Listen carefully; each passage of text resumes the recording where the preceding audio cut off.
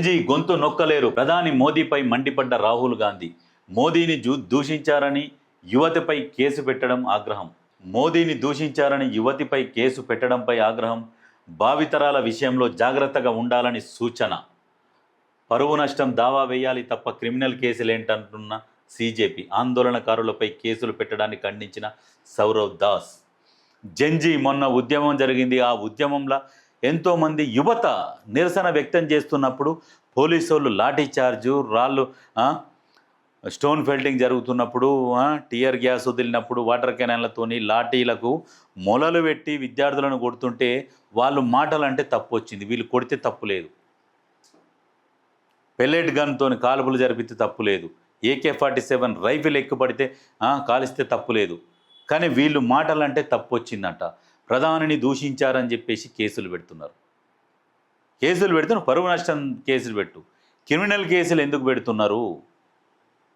Criminal కేసులు పెట్టి విద్యార్థులను లోపలేస్తున్నారు. ఖచ్చితంగా మళ్ళీ ఒక ఉద్యమం మొదలవుతుంది. ఈ ఉద్యమం మాత్రం బీజేపీని గద్దె దించేంత వరకు ఆగదు. విద్యార్థులు మాత్రం అన్నిటికీ సిద్ధంగా ఉన్నారు. ఎక్కడ చూడు మోడీని విపరీతంగా ఏదైతే సోషల్ మీడియాని నమ్ముకొని ప్రచారం చేసుకుంటూ అధికారంలోకి వచ్చిన మోదీ అదే సోషల్ మీడియా నేల నాకిస్తున్నది ఇవాళ బీజేపీని. లాగులు దడుస్తున్నాయి బీజేపీ వాళ్ళకు. సోషల్ మీడియాలో ఎక్కడ చూసినా బీజేపీకి వ్యతిరేకంగా పోస్టులే. ఎక్కడ చూడు కొంతమంది ఇక ఉంటారు డబ్బు కొట్టుకుంటోళ్ళు. ఉండాలి, ఎవ్వరి మతానికి వాళ్ళ నమ్మకం ఉండాలి. కానీ మా మతం ఆయన ఉంటేనే మమ్మల్ని కాపాడుతాడు, ఈయన ఉంటేనే కాపాడుతాడు అంటే ఇంతకుముందు బతకలేదా? నీ మతం అని నమ్ముకున్నోడు, మతం పిచ్చి మీద ఉన్నోడు ఎవడన్నా బాగుపడ్డోడేనన్నా కనపడుతున్నాడా? అది ఆలోచన చేసుకోరు. మతం పక్కకు పెట్టుర్రి, మానవత్వంతో బతుకుర్రి. ఇది లేక ఇగో ఇటువంటి రాజకీయాలు చేసి వీళ్ళ మీద కేసులు పెట్టి వీళ్ళని ఇబ్బంది పెడుతుండ్రు. ఇక్కడ ఇక మోడీ ఏమంటుండంటే హలో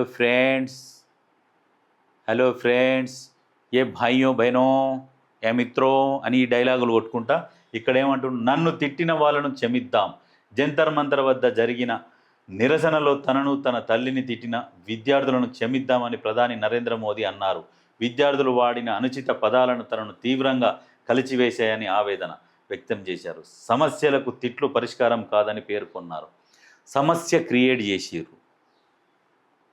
మరి అదేదో ముందే రాజీనామా చేస్తే అయిపోతుండే కదా. ఎందుకు విద్యార్థులను ఓపికను పరీక్షించిర్రు? విద్యార్థుల మీద దాడులు ఎందుకు? నేను తిట్టి ఇట్లా అన్నందుకు బాధపడుతున్నారు కదా మీరు మోడీ గారు. మరి విద్యార్థులని లాఠీలకు మొలలు కొట్టి చర్మం ఇట్లా చీల్చుకపోయింది, ఒక్కొక్కరికి తలలు వలిగినాయి, చనిపోయిర్రు. మరి వాళ్ళకి ఎంత బాధ అయి ఉంటుంది? వాళ్ళ తల్లిదండ్రులకు ఎంత బాధ అయి ఉంటుంది? వాళ్ళు దెబ్బలు తినేటప్పుడు వాళ్ళకి ఎంత బాధ అయి ఉంటుంది? ఆ టీయర్ గ్యాస్ కొడితే కళ్ళకి వెళ్ళి నీళ్ళు గారుకుంటా ఒకరినొకటి తలకాయలు గుద్దుకుంటా పారిపోయారు. అంటే వాళ్ళకేమీ బాధ కాలే. వాళ్ళ మీద మీరు పూల వర్షం కురిపించిర్రు.